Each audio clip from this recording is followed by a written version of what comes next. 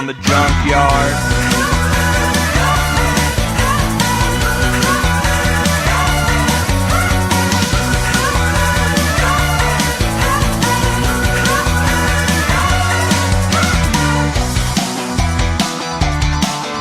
Myself to Jim Crockett Promotions this weekend. I think I got a taste of the same medicine Jim Crockett Promotions took, but I have a lot more fucking money than Jim Crockett did, and I'm serious, I'm not gonna sit back and take this fucking shit.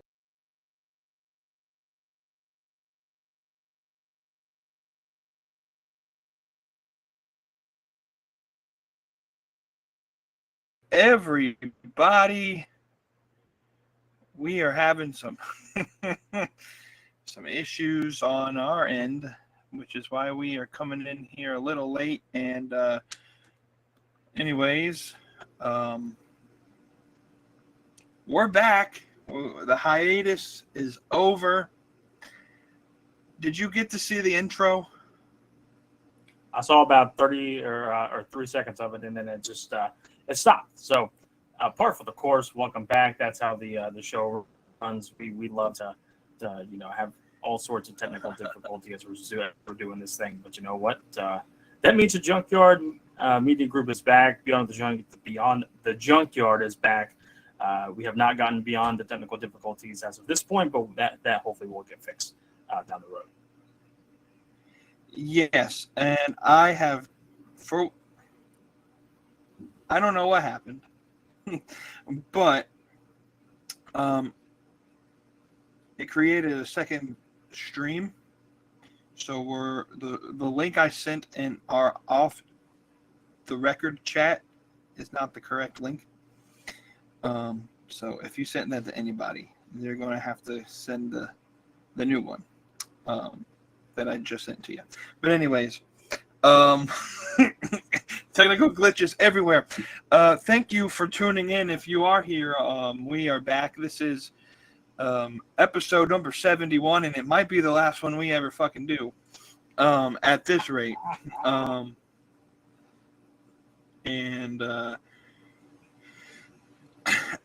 don't freaking know what the heck's going on with the internet. We take a month and a half break and then come back to this. Anyways, thank y'all for tuning in to the Beyond the Junkyard podcast, and let's get the big push out of the way. Dubby has cans again, our great sponsor at Dubby, but our code, for whatever reason, will not work on the cans. So if you get their powders or their shaker bottles or their other merchandise, go to w.gg, put in the code Beyond the Yard, and you get 10% off. The code still works. I tested it after you told me it didn't work for the cans, and it does work for everything else but the cans. We are WWE Shop sponsor. Link should be in the description, though with all the technical difficulties that we've been having today, it might not be there, and I'll have to add it afterwards. And we are a StubHub partner as well. The link should be in the description box. If it doesn't work, let me know. Get your tickets. MLB playoffs are starting. Hockey's starting back up. Football's underway. The NBA is starting back up. Hey, the Washington Commanders are looking pretty freaking good, my friend. I just tried the link for StubHub and it doesn't work. Oh, great. All right, so I'll have to try and add the link to StubHub at the end. So technical glitches all over the place. Welcome back, ladies and gentlemen. Welcome back. While we're doing some housekeeping, obviously we're here, and we came back a week earlier than I had wanted to. The idea was to come back next week and come in and do our hello there, Miss Haley. She'll be joining the podcast later on down the road. I've already made the deal. It's going to happen. I don't know when, but it'll happen. Fantastic. But she's actually sharp, but she shouldn't be. We talked about this. You signed it for her. You signed the dotted line for her. Exactly. But the plan was to come back next week, do our Wrestle Dream predictions, and then introduce a change in direction with the podcast. But then AEW decided to announce their TV deal, so I had to do an episode this week. If Cody couldn't have been on the show, I would have been on the show myself talking about it. Because, anyways, so we're back. But before we talk about that TV deal, because there is a lot of TV deal stuff that I want to talk about, break down some of the things, some possibilities that we could run with. Let's talk about the direction of this show. Sorry if you hear any yelling, I don't know what's going on, and downstairs some people are very loud. But anyways,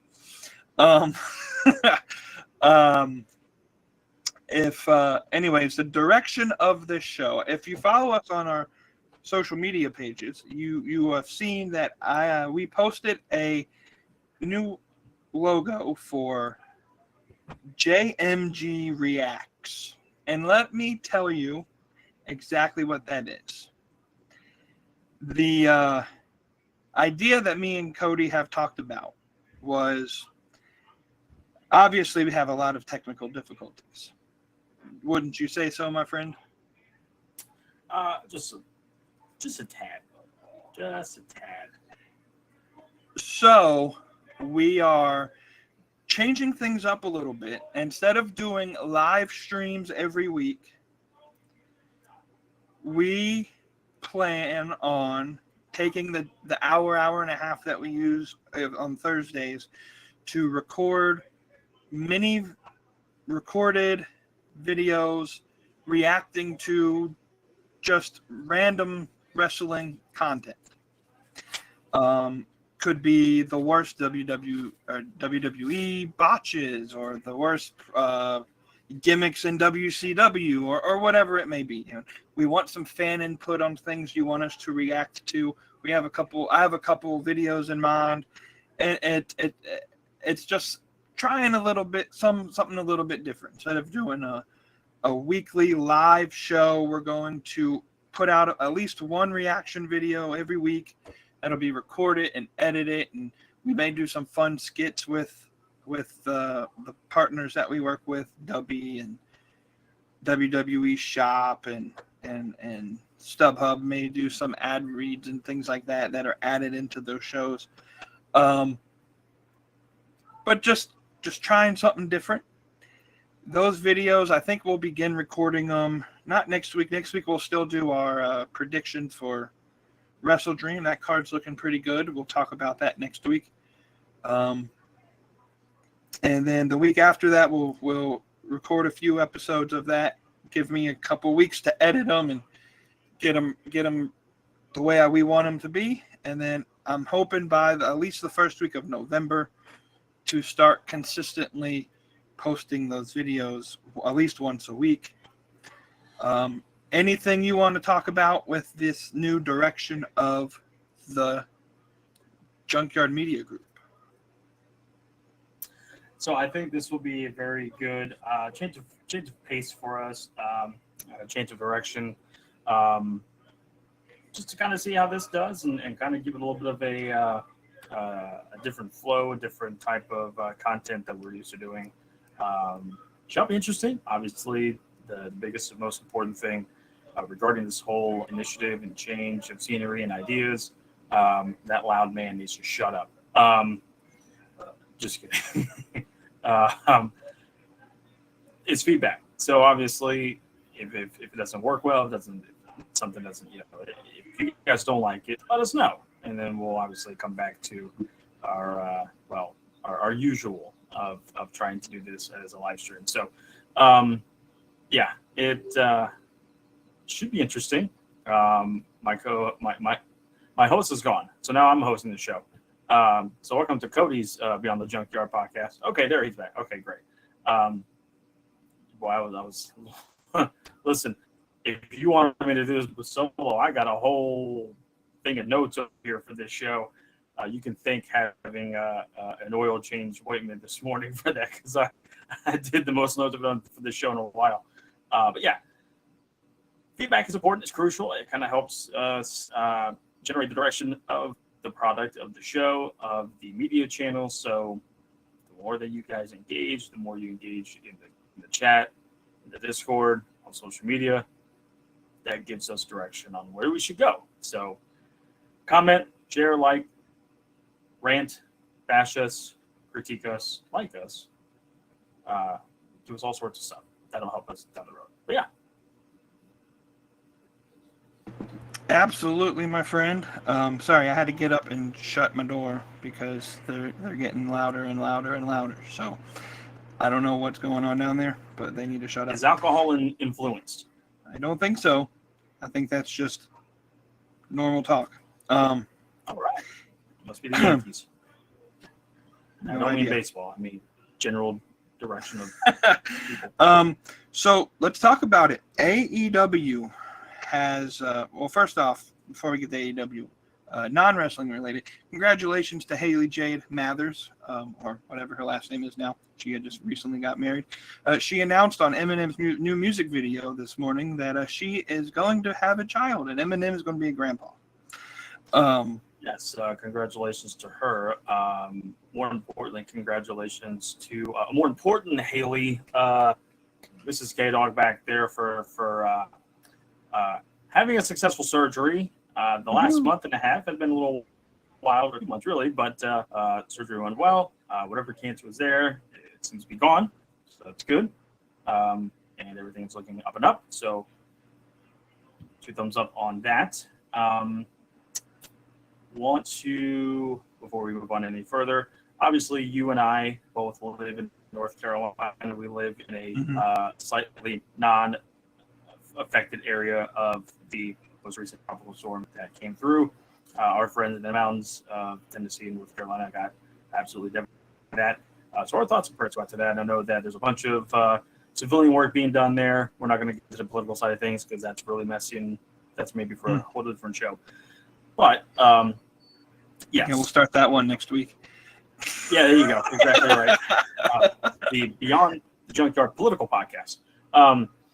So, yeah, thoughts and prayers go out to them. A lot of devastation and craziness is going on over there. Obviously, a bunch of wrestlers are from the area. Adam Copeland, a.k.a. Edge, FTR, some of the other folks that are from that area. I think Braun Strowman, his family is from Hickory, which is not too far away. It's kind of in the foothills. Regardless, a lot of devastation up there. A lot of good work is being done on the humanitarian and Good Samaritan side of things. So praying for them to have the good comeback. But yeah, definitely a lot of craziness going on. Absolutely. So the AEW TV deal gets announced just before Dynamite yesterday afternoon. The numbers originally were not reported until I think this morning or this afternoon. And so everyone was kind of curious, I think, of where in what ballpark the AEW was going to get their numbers. And I think that they did better than I was actually anticipating. The original predicted number was $150 million a year. Well, the numbers have come out. 3-year deal with a 4th-year option. The first 3 years valued at $555 million, which it comes out to about $185 million a year, which if you listen to this summer, everyone was saying AEW was shooting for somewhere between $175 and $200 million a year, and they just settled basically right in the middle. They're going to show AEW content on TBS and TNT starting in January. Both shows will be live on those networks, but also simulcast on Max. So you get you a Max subscription and you can watch. So what that means is I'm probably going to cancel Hulu because all I watch on TV anyway is wrestling. So just give me that Max subscription. Just give me that Max subscription and then save me like $100. If you still have Hulu Plus Live TV, their prices are going up again. It's now like $95 a month. It's a good thing I canceled that. But anyways, we're going to let's break it down. $185 million a year. I think that's a good number for what AEW has been able to produce. Yeah, I was honestly thinking that if they got anything more than $400 million as a total value, that it was going to be a success for them. And the reason why I think that some people thought that was a lowball number, some people thought that was way overshooting it. You look at WWE, obviously, that's a whole different ball game, whole different animal. They've been around for over 100 years. So, I mean, they are the biggest and most recognizable brand in town. And we've seen time and time again with these second-tier wrestling promotions trying to get TV deals and trying to get re-ups. Obviously, really the biggest one besides WCW, which it brings up an interesting point I'll get to in a second. TNA obviously had the Spike TV deal that started in 2004. They re-upped after 2007, I believe.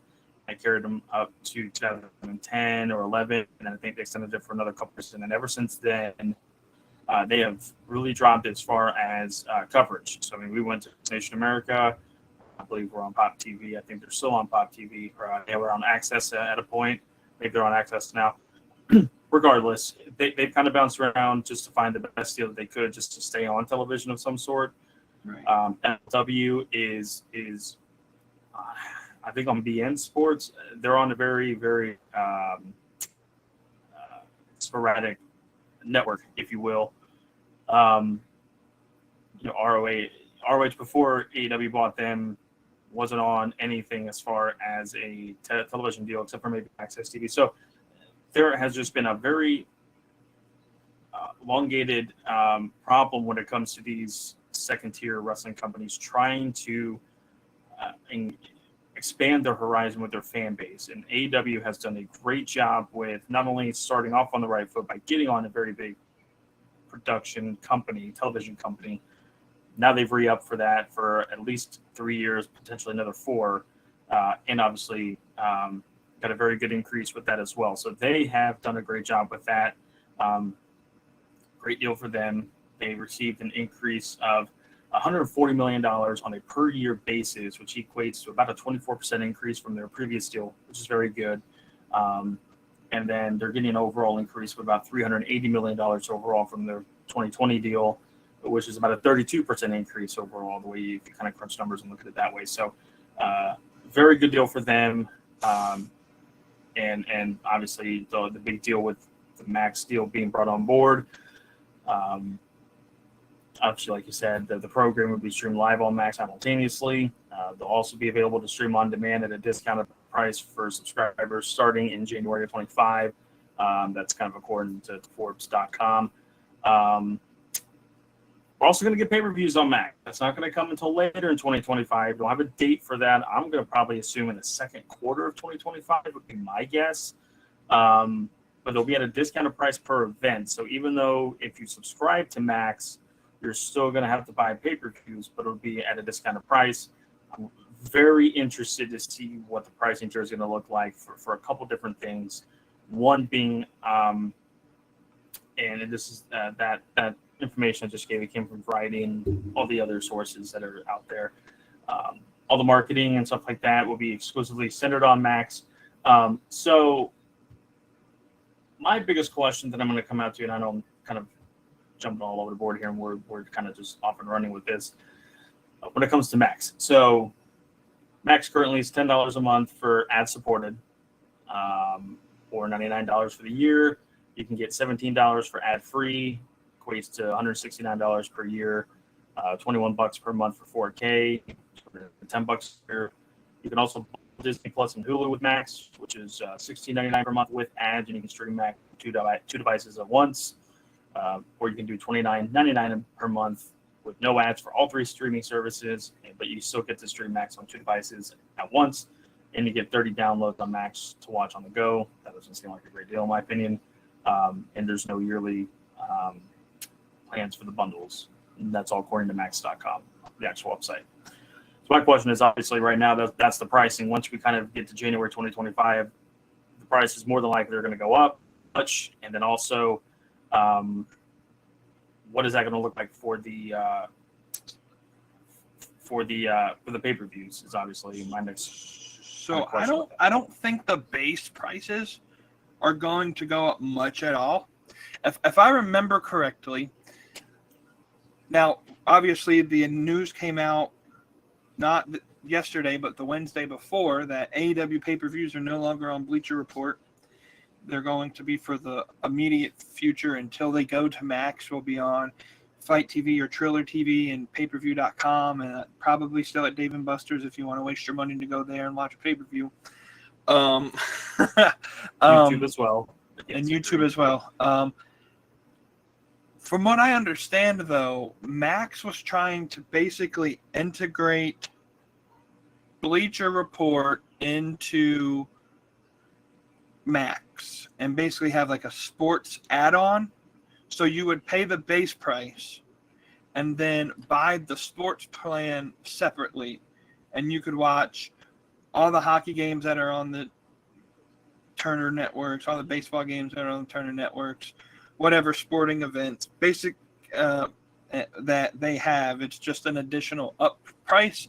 My hope, and I'm not certain on this, there's no information about it, is that the pay-per-views will be added into that bundle where you just buy the sports package and it's like an extra $15 a month or whatever, and you get all the live sporting events that Warner Brothers has.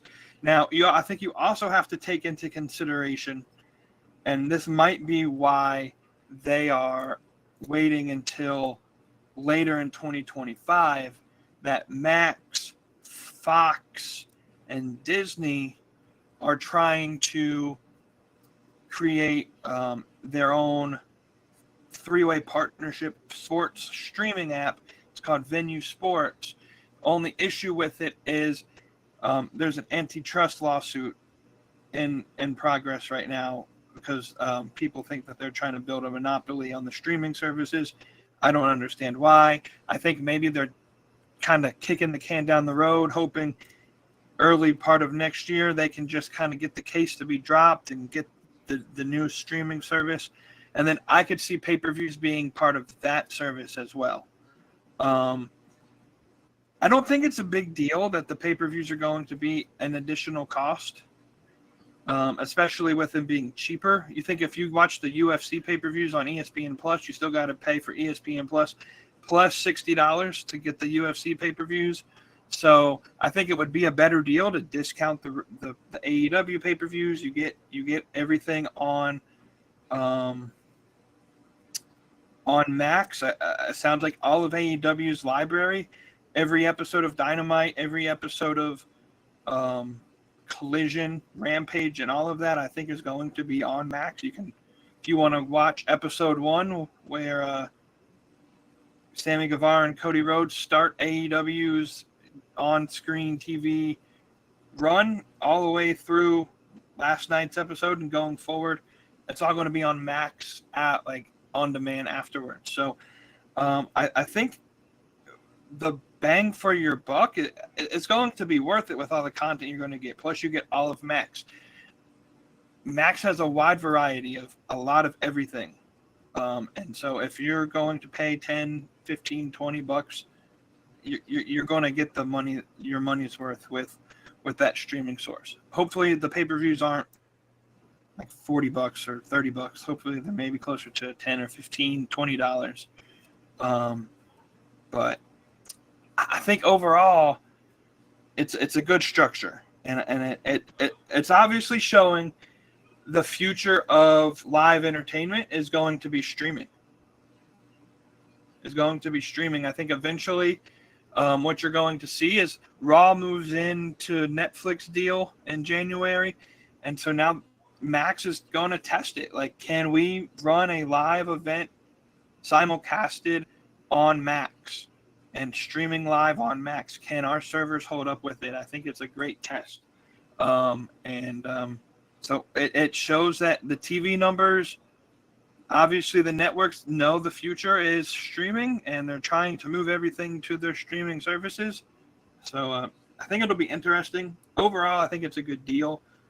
But it brings up a couple other points that I think I want to make. There's a lot of banter between the people that are not AEW fans. Oh, the AEW fans said they were going to get that $1 billion TV deal. Yes, we did. But these are words that come directly from the CEO of Warner Brothers. What Tony Khan has done in 5 years is so miraculous that I think we lose sight sometimes of that.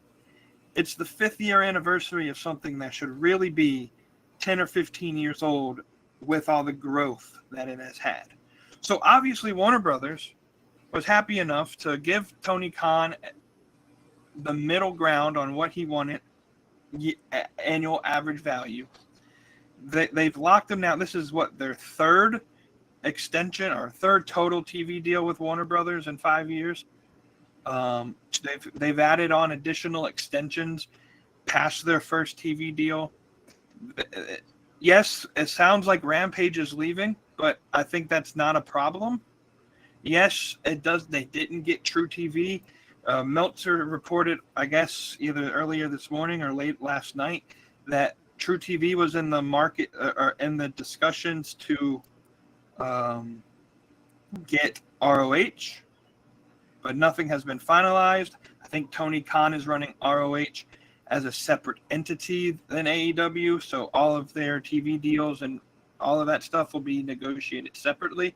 And obviously with ROH being on their own streaming platform, they don't have a deadline that they have to meet to get a TV deal in place. So Tony Khan can kind of play it slow and find the right deal if he wants to get ROH on TV. Overall, yeah, we probably didn't.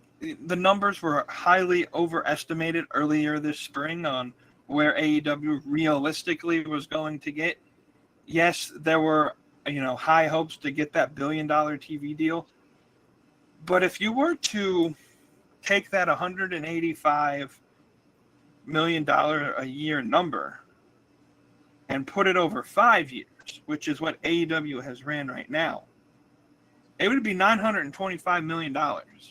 That's pretty damn close to $1 billion number. You get the TV or the pay-per-view revenue. Sounds like Warner Brothers now has some form of ownership in AEW, which tells me that they're thinking long-term that this is going to be something they want to put their money into long-term. They wouldn't ask for part ownership of a company that they think is a sinking ship. With, I think, the future idea, and we don't know the number of that option year. We don't know how much the option year is worth. It could be, and some have maybe predicted that the option year is much higher than $185 million, but it's kind of structured in a way that a lot of their earnings will come off eventually pay-per-view numbers that max sets. Like, I guess if a certain amount of people watch it live, they'll pay out a certain amount of money. That's the, I guess, idea maybe of that fourth option year. But this TV deal, I think, makes AEW profitable for the first time in the company's history starting next year. The numbers will come out for 2024, and they're going to be in the red. They're not going to be profitable. This TV deal starts in January, so I'm hoping to see the 2025 numbers, and at year 6 they may show a profit. I don't know if Eric Bischoff was profitable in 6 years. So technically, yes, he was, because he took over he took over as the executive producer type of role in WCW in 94, 94, something like that, 92. And in 1996, they turned a profit. So within his first 4 years, he turned a profit. But it's a totally different type of entity when you're talking about that. But so I was correct on the fact that I thought Rampage should just go away, and it is. And I was thinking maybe they should just put ROH on True TV. Almost got that, but not yet. So yeah, I'm okay with Rampage going away. Nobody watched it, so it's fine. Obviously, there's rumors out there for potentially having a brand new show coming. Shockwave. It's being really heavily rumored that it's going to premiere on some sort of Fox network. And it looks to be either on a Tuesday, Thursday, or Friday night. Obviously, Friday night would be replacing Rampage. That seems to be the leader in the clubhouse when it comes to that. I very highly doubt that they're going to do Thursday nights unless Tony Khan says, hey, during the fall, we got to switch it to Fridays. And then during non-football season, we'll put it back to Thursdays. I don't know if they really want to do that, doing the whole switcheroo thing. So they either will kind of compete with NXT on Tuesday nights, or they'll more than likely just replace Rampage with Shockwave on some sort of Fox network that's yet to be, announced. So let's not put the cart in front of the horse. But no, and I was never one of those people that thought AEW would get $1 billion deal. I think because of all the hoopla that Fox or WWE got with the Netflix deal, and the Fox where they got $2, $3, $4 billion or whatever the case it was, overall for the package deal, that maybe we thought AEW would get to that right at that $1 billion threshold. I was really under the assumption if they got anything over $400 million, that it was a good deal for them because it was obviously a very good increase from what they got.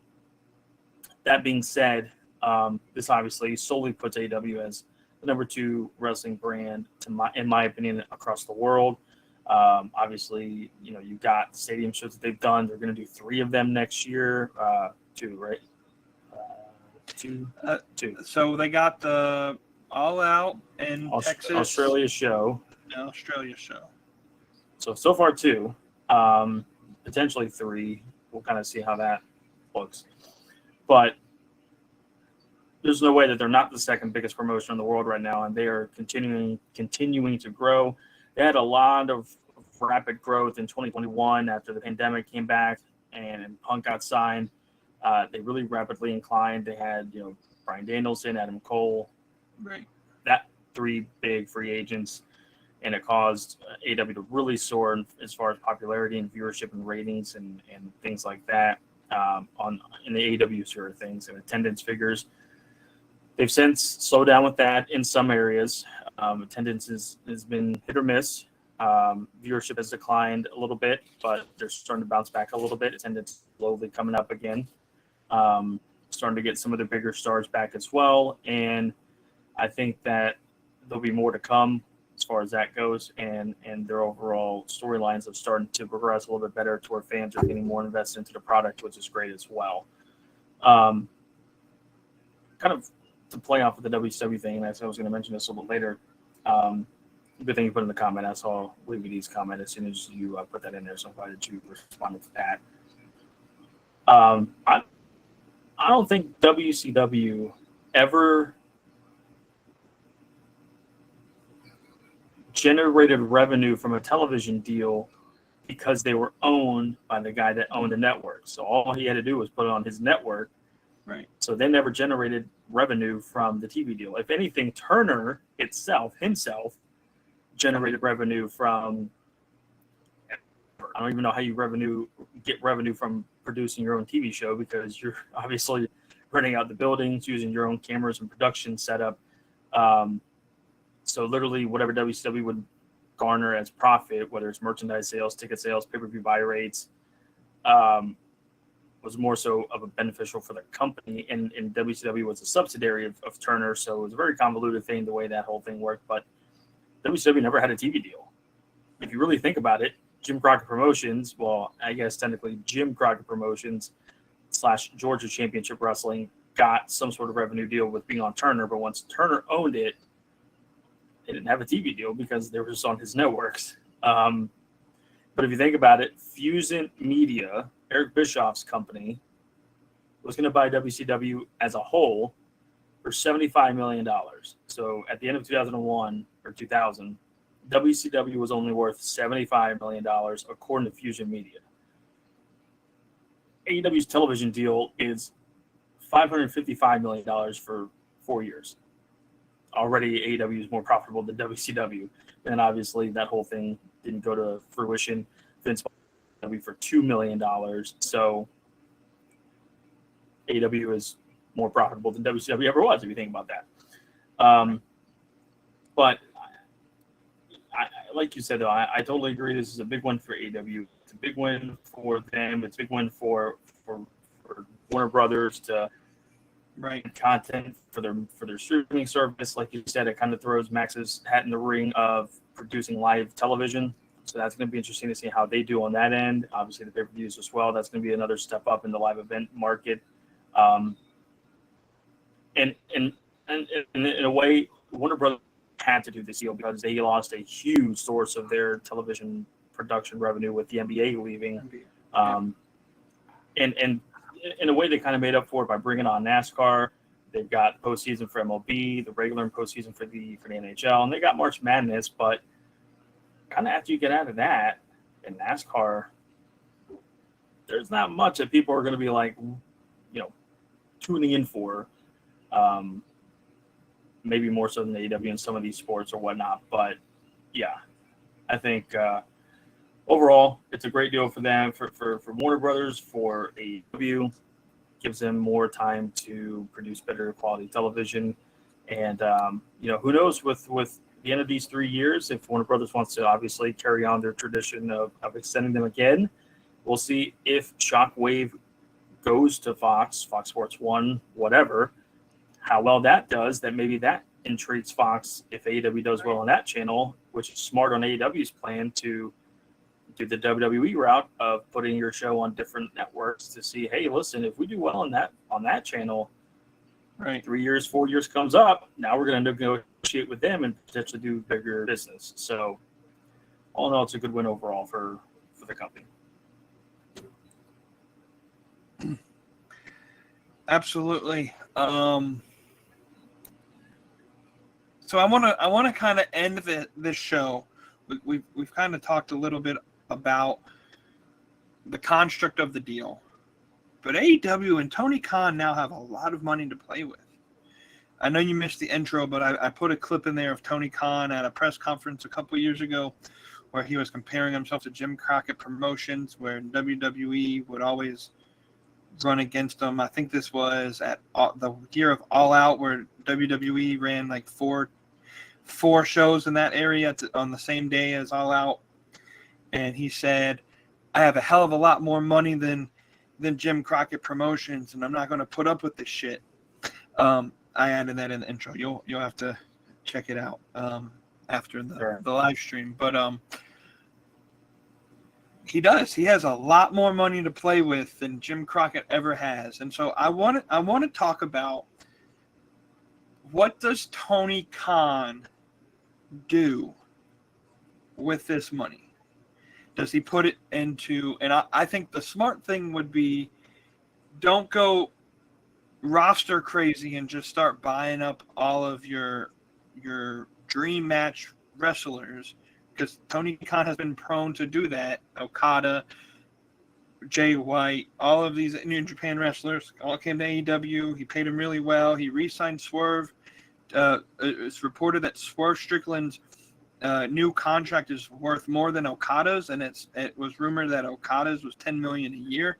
So Swerve is probably $10, $12, $15 million a year. Those official numbers don't come out, but it's rumored that it's more than Okada's deal. Mercedes Moné got a big deal. I think there's a couple wrestlers that he may go after, but I really hope he puts a lot of this excess money that they're going to have in their yearly budget onto marketing. And I know Max is going to push marketing, and that's going to be great. You're going to have those casual Max watchers who just want to watch George Carlin comedies, specials, or Lord of the Rings for the 8 millionth time, that are going to get advertisements for AEW now. And That's going to be great, but they need to do a lot more of what they do for All in London everywhere else. Plaster AEW everywhere you go. And you have the budget now, you have the money now that you can really go a little crazy with the marketing, maybe get a little overboard with the marketing. But roster-wise, the free agent market in 2024 isn't as crazy as or in 2025, I guess I should say, isn't as crazy as it was for 2024. All of the big names in 2024 basically have signed. In 2025, I think Tony Khan needs to focus on two people. And they're going to be probably asking for a lot of money. But he has the money now that he can give it. He can spend this money. If he's smart, he would go after two people. Becky Lynch and Kevin Owens. For the same reason that Chris Jericho was your first AEW champion, for the reason I think they brought CM Punk in, and obviously we realized CM Punk didn't work. Kevin Owens, he'll probably go by Kevin Steen if he joined the company. One, there's a lot of history with a lot of these ROH guys that are in AEW, and you could run Samoa Joe and Kevin Steen. You can run Kevin Steen and Bryan Danielson. Nigel, if he wants to wrestle again, can wrestle Kevin. Kevin is not a big fan of Cole. Adam Cole, yep. Then you get the matches like Will Ospreay and Kevin Steen, which I think would be really good. And it's just there's just a lot of openings there. Roddy Strong and Kevin, I think, had a feud in their ROH careers years ago. He's a guy that can give you facial recognition. Becky Lynch was at one point in time the biggest female wrestler in the entire industry. And you could give her the ability to stay at home multiple weeks out of the year and take care of her kids, and the schedule's light, and she doesn't have to do live shows every Saturday and Sunday. And you pay her a bag, and you can redo Mercedes Moné and Becky Lynch. You can do Britt Baker and Becky Lynch, Mariah May and Becky Lynch. Like, there's a lot of options there, but they need those fake people. You have your core base, and now I kind of the last couple weeks have been watching Wavy D's favorite show, the Casual Wrestling Podcast. I've joined their Discord. I've been watching their podcast, and I've kind of gotten soft on some of these casual wrestling fans. AEW has their core base. You're not going to lose the people. If you've been watching AEW for 5 years now, you're probably never going to stop watching AEW. They could literally probably murder somebody in the middle of the ring and you would still watch it. Especially if that somebody was Chris Jericho. And like, I don't know. Like, you have your core base. Now you need to get that facial recognition to get the channel changers, the channel flippers, the people that are going to watch on Max that don't know who Will Ospreay is, but they might, I know Becky Lynch. I saw she wrote a book or whatever, and maybe want to tune in and you can catch a glimpse there. Now's the time. You're 5 years in.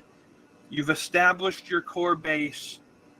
Now it's time to grow this into the global phenomenon that you want it to be. I don't know if you've seen the Australia show numbers for tickets. They're not doing so well. This can be the perfect opportunity to get a Becky Lynch or to get a Kevin Owens or somebody that is a household name, a face that people know, that might get people to buy tickets or tune into the show. Now's the time that you got to go after and get as many casuals on board as possible. You've established your core base. It's been 5 years. You're now profitable.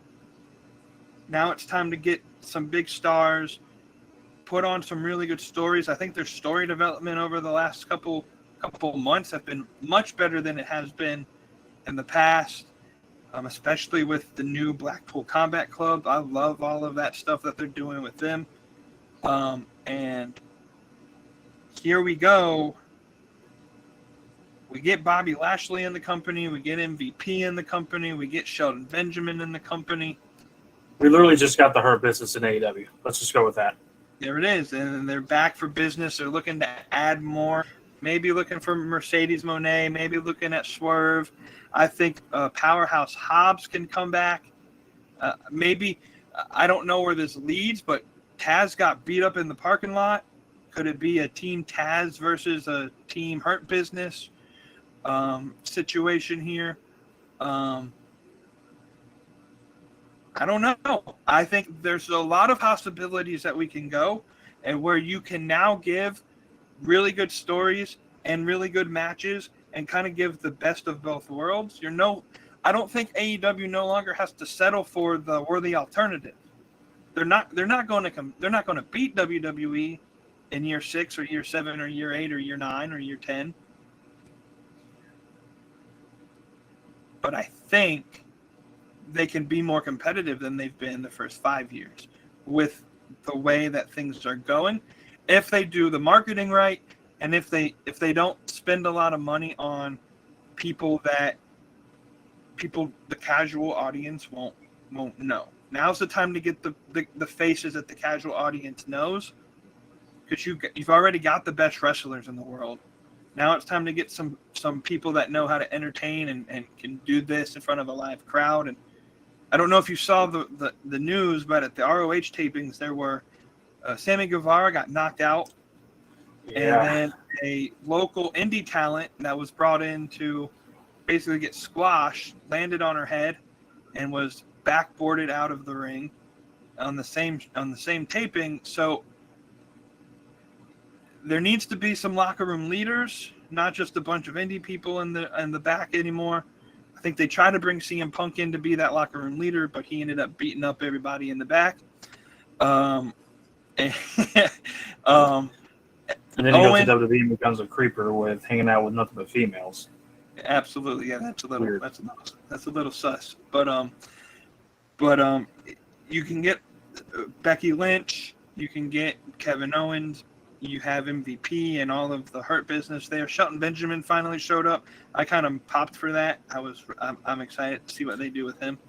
And here we go. The TV numbers. I think they know the TV numbers aren't going to get much higher than 700,000.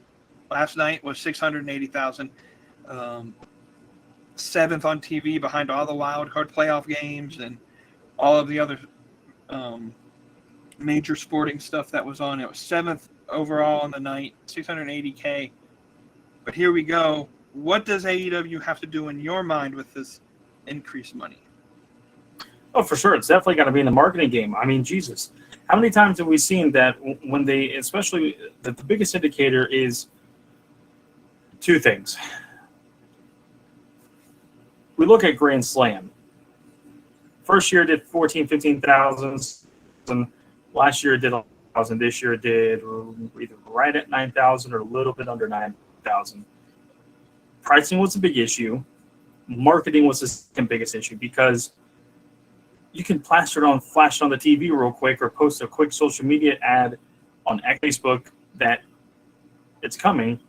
But if you don't invest into the local market until the 2 or 3 days prior to the show, right, it's going to hurt it. But the AEW does a great job in the 2 or 3 days leading up to a show, and pushes and pushes and pushes and sells a bunch of tickets right before it. That's great. But if we can initiate that on sale thing, make it such a huge thing initially, to make it to where the pre-sale and the general on sale does great, and then we kind of fill in the spots and the rest on leading up on the way, that's going to make a world of a difference. We're not going to see as much of these 2.5, maybe close to 3K attendance figures we've been seeing for Dynamite. And sometimes the pay-per-view numbers don't get until about 8,000-9,000, like Double or Nothing this past May. All the other pay-per-views have done pretty well for the rest of the year. But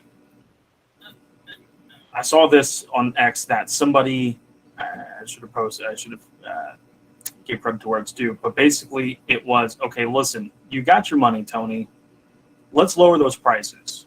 Okay, you're not owned by TKO to where you're going to be, or Endeavor. You're not going to be, this top echelon branded of entertainment. It's still a top brand of entertainment. Don't get me wrong.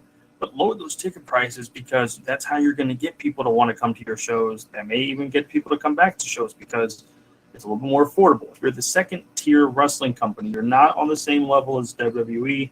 You need to lower the prices. Make that one of your focal points. Say, hey, listen, while we're not at that level, yeah, we've done stadium shows, but at the same time, we recognize what? We're still a 5-year-old company. We've still got a lot of growing to do. You got to do that. You got to invest heavily in the marketing side of things. I do like the fact that some of the arenas that they're coming up to are big arenas. Make it a little bit easier to sell, but you still see some of the ticket numbers. They're not looking good. They've got better with the marketing. The arena selections are getting better for the TV tapings, but we've still got to push heavily into the marketing side of things. On the side, another thing, and again, I didn't screenshot it or give credit to where credit is due for the person who posted it on X, but there was a contract where WWE basically says within 90 days before the event, after the event, they can't come there, they can't market, they can't promote it. So that makes AEW behind the ball. They have to find spots that WWE hasn't been in, hasn't tapped into for a while, or just got out of, so that way they can exceed that 90-day quota and start marketing. And so that screws AEW. Let me bring this up because you were talking about when you think the pay-per-views will begin on Max. I think it starts with Double or Nothing. Think about it this way. WrestleMania is in Vegas this year. If that contract is true, Double or Nothing may not be able to run Vegas because they run. They should. They've done enough Vegas. Right. Go somewhere else. So I think this is a perfect opportunity to go to.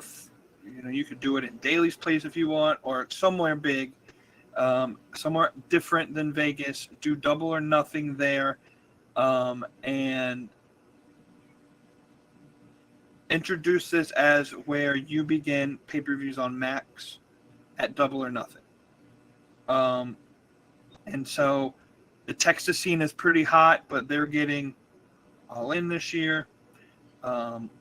Which that contract has to be true because WWE's running Wembley Stadium, and now all of a sudden they can't run Wembley Stadium for All In. So, but it brings up an interesting point because when is WWE running Wembley Stadium for what show? I think it's just like one of their tour shows. I don't know when it is.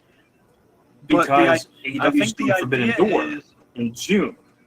Right.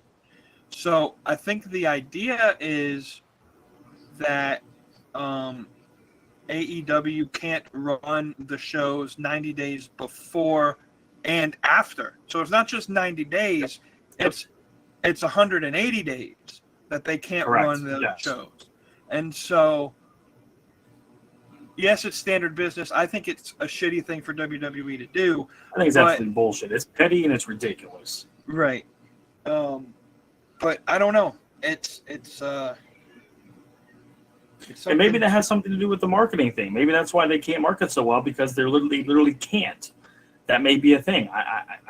I'm not sure. As you're doing that, I'll kind of finish maybe a little bit of my point. But yeah, I think that is one of the most asinine things that a company can do. You're a clear number one.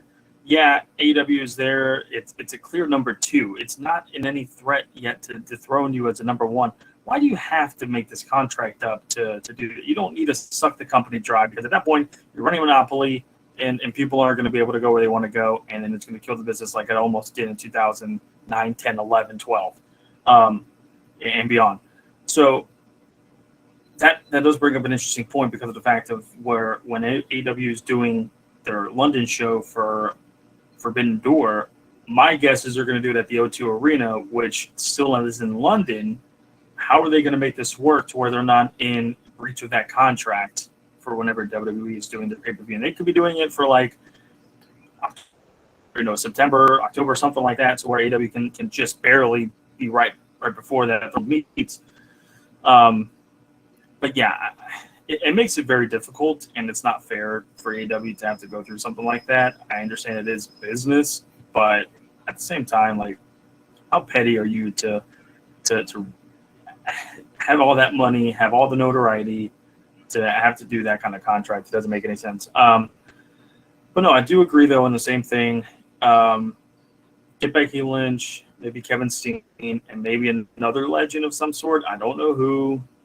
I don't want to say her because God, that would make me throw up. But you do need to get another noticeable figure to just say, hey, or this gal is on this show, on this brand. Check them out. And go from there.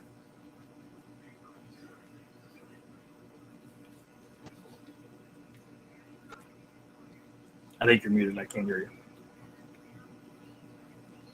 Sorry, I forgot. There we go. So they announced, I guess today, actually, I was looking up when is WWE going to the UK. They're getting an Elimination Chamber in March. They just announced that. That's today. right after the 90 days. Right after the 90 days. That's crazy. So that's crazy. So they're running Elimination Chamber in March, which is obviously why, because they were trying to run June, I guess, would be All In. Yep. So that's in that 90-day window. So that's why they can't run All In. And no, All In is in August. Oh, right.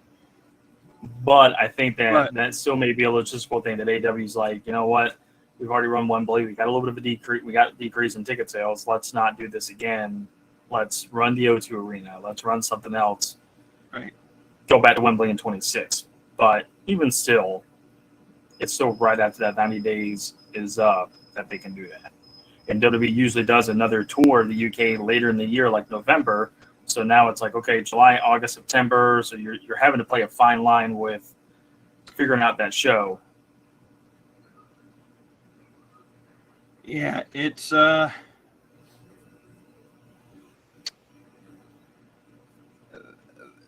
give WWE credit. They're good at maintaining number one. I don't like the move. Good at trying to kill other companies, which is ridiculous. Right. I mean, yeah, they play really tough business, and in some aspects, you got to question the logistical purpose behind some of their business decisions. But I don't. Would Tony Khan do the same if he was number one?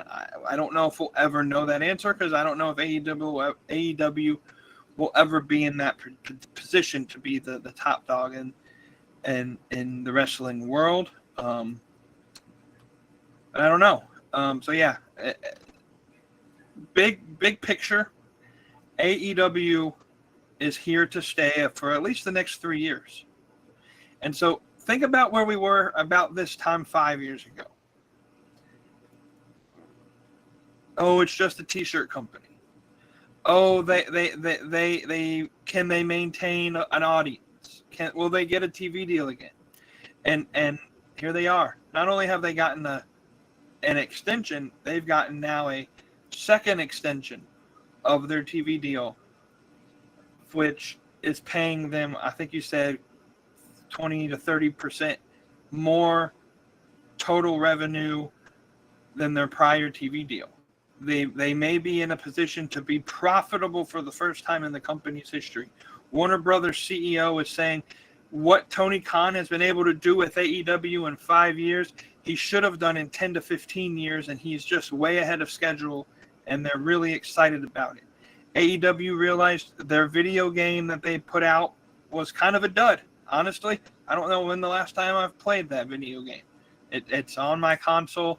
I pass by it every time I go play College Football 25, but yeah. I don't play it that much. Sounds like they may put out a new game with a new company leading the development of it. Here's some money that they can put into it that doesn't have to come out of Tony Khan's pocket. And I guess Shad Khan is behind Tony Khan in this, and even if they have to throw some personal dollars into marketing or contracts or whatever, it sounds like they're more than willing to to spend what they need, and AEW is here to stay. And like it or not, I think this is good for the wrestling business. And I'm excited to see what AEW does over the next 3 years. I want to know what that fourth year is worth. Like, what are the intricacies of that fourth year? And I'm sure we'll hear more about it in a year or two when they start negotiating for another extension or whatever again. But before we head out tonight, any last words that you want to talk about? Anything spectacular? I think last night's Dynamite, for the 2.5 hour show, it went by pretty quickly. Yeah, no, I agree. I thought it was pretty cool that they gave a 30-minute overrun, not a 5 or 10 minute. They gave a whole 30-minute overrun. What a way to say that! Yeah, you guys are here to stay. That was really cool about Warner Brothers taking that overrun. Yeah, this whole BCC storyline and Danielson with Yuta, this whole thing is leading up to Wrestle Dream. That's going to be a really good show. Darby throwing out that open challenge is going to be interesting. I think that the entire landscape of the women's division is still kind of getting around to some of the guys or gals that are in there. Obviously, Mariah being the women's champion and Mercedes being the TBS champion. It looks like it's Willow versus Mercedes maybe for the TBS title. Maybe Britt versus Mariah for the women's title. I'm not sure. Tag team division seems to be doing interesting with the Bucks, obviously, in Private Party, and then obviously FTR had their name thrown in the mix as well after All Out, after All Out. Should be getting Adam Copeland back here hopefully very soon. Adam Cole seems to be coming back pretty soon. We got Jay White that returned last night. Obviously MVP, and now Shelton Benjamin showing up. Where does Swerve factor and all that? It's a lot of stuff. Hangman's, whatever, the whole story of Hangman, that whole thing. Jack Perry randomly is in a feud with Shibata now. I think that's kind of...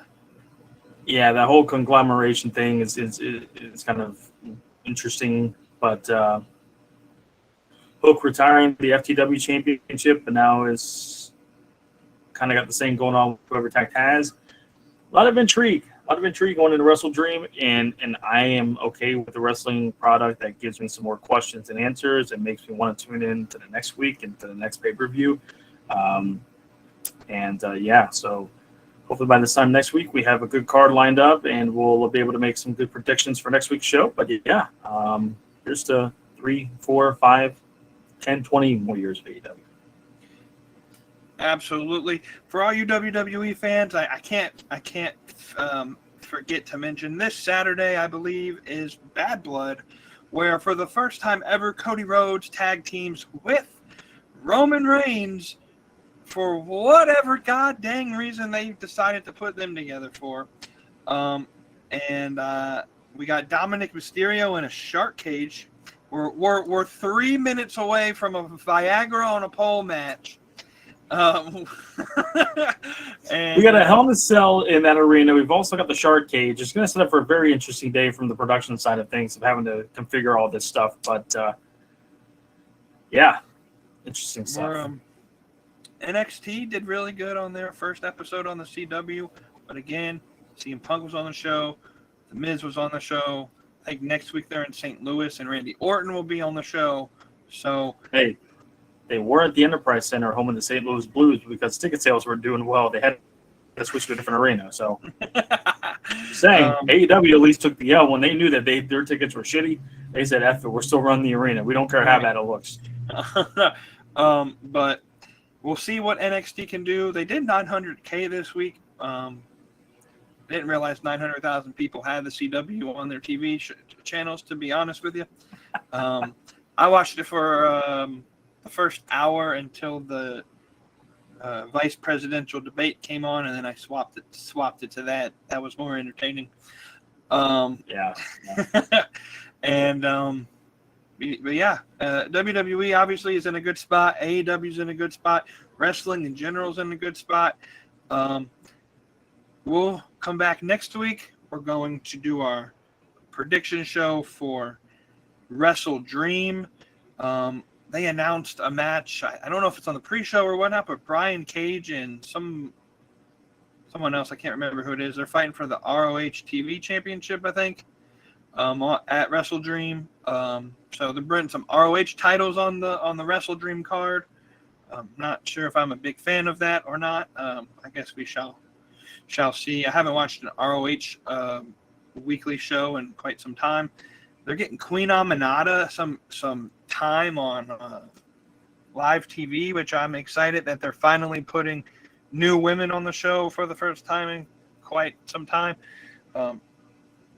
Rumors are Anna Jay is set to have some sort of a push after her successful run in Japan, although we didn't see her on TV last week. Hopefully we see that push here shortly. Exciting things for AEW and for wrestling in general. Until next week, y'all, we will be back. And then we'll be gone again for a few weeks. And then you'll see the debut of Junkyard Media Group Reacts, the reaction. And then we'll do these live shows kind of every now and again. Some big news hits or a pay-per-view prediction show or just whatever necessary. We'll have a Beyond the Junkyard live stream pop up. But not as normal, not in a weekly thing. But we're still going to try and put out some really good content. To everyone that stayed and watched this, I appreciate it. We'll see y'all next week on the Beyond the Junkyard podcast.